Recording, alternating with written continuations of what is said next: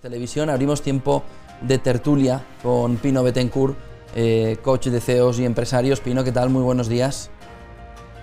¿Cómo estáis? Y Antonio Sanabria, profesor de Economía Internacional de la Universidad Complutense de Madrid, investigador del ICEI, del Instituto Complutense de Estudios Internacionales. Antonio, buenos días. ¿Escucharme? No escucho. Bueno, tenemos algo de problema con el sonido con nuestros invitados. Pino, ¿qué tal? Buenos días, ¿me puedes escuchar? Yo sí te oigo, como si estuvieses en una nave espacial. ¿Puedes escucharme? Me pasa un poco lo mismo, te escucho, pero eso, como con un poco de reverberación. Bueno, yo os escucho bien. El primer tema, muy breve, os lo cuento, es el tema de Filomena, ¿no? Teníamos coronavirus, llega la nevada, ahora dice que llegan las lluvias mañana. La situación, sobre todo en el centro, en la zona centro de España, está siendo bastante complicada. ¿Cómo lo veis? ¿Cómo veis que este inicio de año y cómo veis que puede estar afectando a la economía? Hemos hablado con textil y con hostelería y la imagen es bastante negativa bueno, como añadido a la crisis que ya había, pero ¿cómo lo estáis viendo? Pino. Bueno, a ver, yo creo que Filomena y las lluvias que nos llegan mañana son cosas con las que la hostelería más o menos se maneja o se hubiese manejado. Para la hostelería el gran problema es la pandemia y las restricciones porque son muy largas en el tiempo y entonces ahí es donde se hace muy difícil aguantar. Pero creo que tenemos que hacer todos un ejercicio de paciencia y de aceptación, porque no había manera de prever la nevada que cayó de Filomena. No había recursos ni contratos. Es que es tan fácil criticar al gobierno autonómico o el ayuntamiento y decir, no, es que no habéis previsto esto, pero si es que ¿quién lo había previsto? Que se hayan partido 700 árboles en Madrid, que vas andando y es un desastre entonces ahora vienen las lluvias y se van a acabar de partir los que están a medias, con el viento y la lluvia, y nosotros aquí en mi barrio hemos estado desatascando sumideros todos, pero es que el problema es que la lluvia va a arrastrar la nieve que está sin derretir y se van a atascar todas las alcantarillas y sumideros. Entonces, yo diría hacer caso a las autoridades y no sacar el coche, que es lo que han dicho por activa y pasiva ayer, y esto es lo que hay con el impacto medioambiental, ¿no? Vamos a ver quizás más fenómenos extremos y vamos a tener que aprender a vivir con esto, igual que estamos aprendiendo a vivir con el virus y con la incertidumbre sanitaria que nos ha traído. Antonio. Bueno, comparto con Pino que el problema es la pandemia, no tanto Filomena o cualquier desastre o situación aguda en cuanto a condiciones meteorológicas, pero no coincido en dos aspectos. Uno, en este caso los meteorólogos acertaron hasta el milímetro, es decir, se sabía con una semana de antelación y se pudieron hacer otras cosas para evitarlo. Evidentemente, pues el desastre que está suponiendo sobre los árboles de Madrid, eso pues no hay manera de evitarlo hoy en día. Y llevamos 9 días desde que nevó, y seguimos ahora no solo con un problema de la nieve y el hielo, sino con un problema de alud de basura que te puede caer encima, porque la situación en las calles es dantesca. La situación en cuanto a gestión, mucho me temo que es un desastre hoy en día en el Ayuntamiento y en la Comunidad de Madrid, lamento decirlo así, entendiendo las dificultades que la situación plantea en medio de una pandemia además, pero es un desastre. Y no tiene paliativos. Ahora, la implicación sobre la hostelería y demás, hombre, a la hostelería le ha afectado en algo en lo que en algunas comunidades, al menos como en Madrid, con una densidad de bares y restaurantes, estaba solucionándose o aliviándose en cierta medida, que es el tema de las terrazas. Claro, con el frío que hemos tenido en estos días, quedarte en una terraza, bueno, era difícil incluso llegar a la propia terraza, ¿no? Por la cantidad de nieve y hielo acumulados, ¿no? Entonces, eso, pues los datos que nos dicen al respecto de movilidad y demás, pues sitúan, digamos, a ciudades como Madrid en situaciones muy parecidas a los momentos de mayor confinamiento de la pandemia, lógicamente.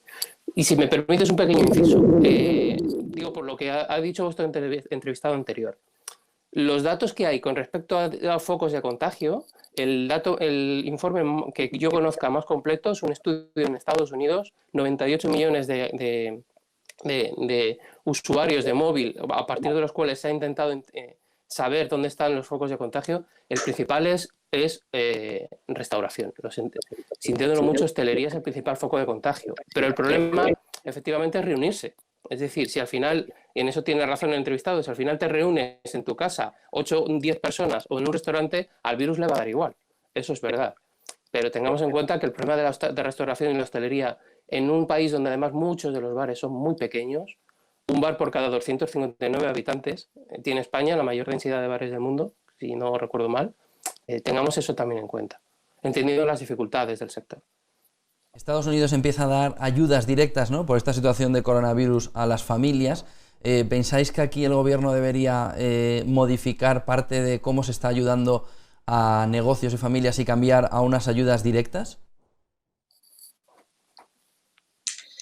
¿Me preguntas a mí?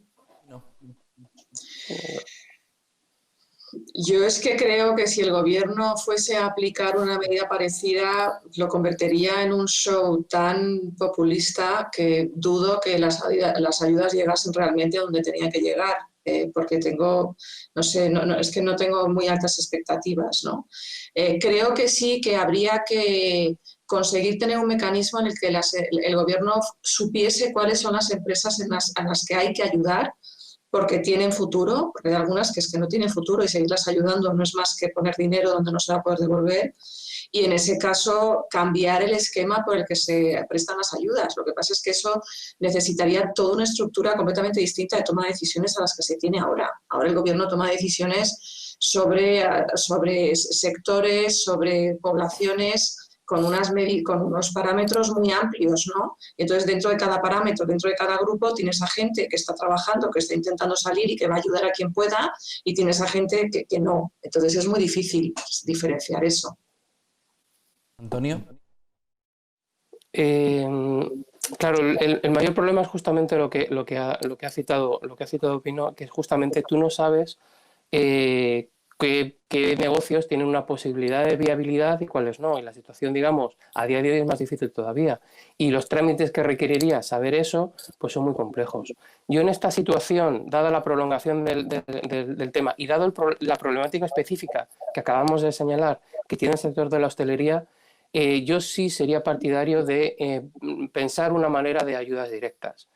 Precisamente lo que tiene la ayuda directa, tú no puedes saber justamente qué situación tiene cada negocio concreto, pero creo que el riesgo de histéresis es mayor al riesgo de dar unas ayudas a quien más o menos lo pueda, tenga un potencial de continuidad o no.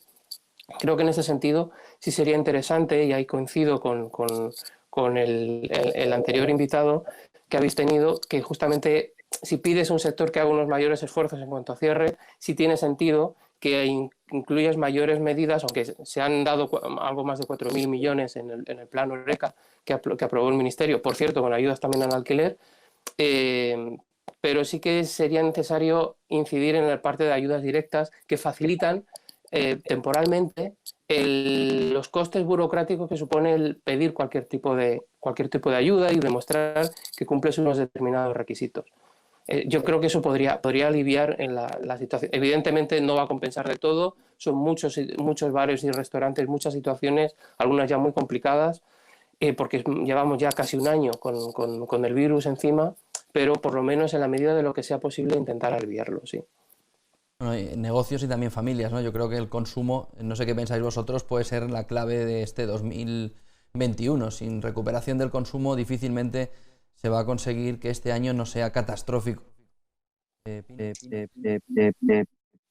Lo que pasa es que en este punto realmente las ayudas tienen que ir a ayudar a las familias a comer. O sea, no se van a ir, o sea, no tendría sentido que se fuesen a comprar ropa, aunque yo me solidarizo completamente con el sector textil y la persona que ha estado hablando antes, ¿no? Entonces, sí, o sea, las familias necesitan ayuda, pero es que necesitan ayuda para comer, para calentar sus casas y para pagar las cosas mínimas, ¿no? Y va a ser así durante una temporada larga. Entonces, esta idea de que con el consumo reactivamos la economía, sí, pero no sé hasta qué punto algunas ayudas directas del gobierno a las familias son las que más lo activarían. Lo que va a activar en la economía es que haya movimiento, que la gente pueda salir de casa y pueda hacer negocios. Y claro, ¿dónde se hacen un montón de negocios? En los bares y los restaurantes.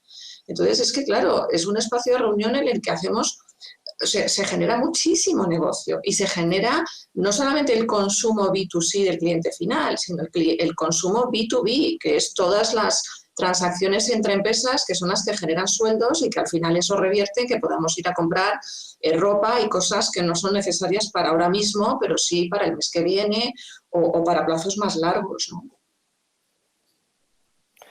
Claro, pero cuando hablamos de histéresis, a lo que me refiero con histéresis, por aclarar, es justamente, digamos, que la crisis continúa después de la crisis. Y tú, después de la crisis, quieres consumir, ha pasado el tiempo, ya puedes salir a la calle de manera normal y demás. El problema es que luego no hay tiendas porque han cerrado, porque los negocios han quebrado. Muchos de los negocios, sobre todo en hostelería, son negocios pequeños. Efectivamente, pues comer, alimentación y los gastos básicos es lo más importante y primordial. Pero es que justamente esos gastos dependen de esos negocios que en su mayor medida son pequeños. Y justo la idea, digamos, es que tanto en este sector como en otros, el coste que haya después, una vez que se pase toda la situación epidémica, es que pueda recuperarse lo más pronto posible, para que el consumo encuentre también lugar para consumir y también, claro, para que un mayor volumen, un mayor número de rentas se mantengan más o menos en vigor para poder ejercitar ese consumo, ¿no? Es lo que permitiría que la recuperación fuese precisamente más rápida. Muchísimas gracias, Antonio Sanabria, Pino Bettencourt, por acompañarnos en esta mañana y con estos temas que están marcando la agenda y que están preocupando y ocupando tanto a empresarios, autónomos, como también a las familias. Gracias, buen día y buen negocio a los dos. Gracias. Igualmente, buen día.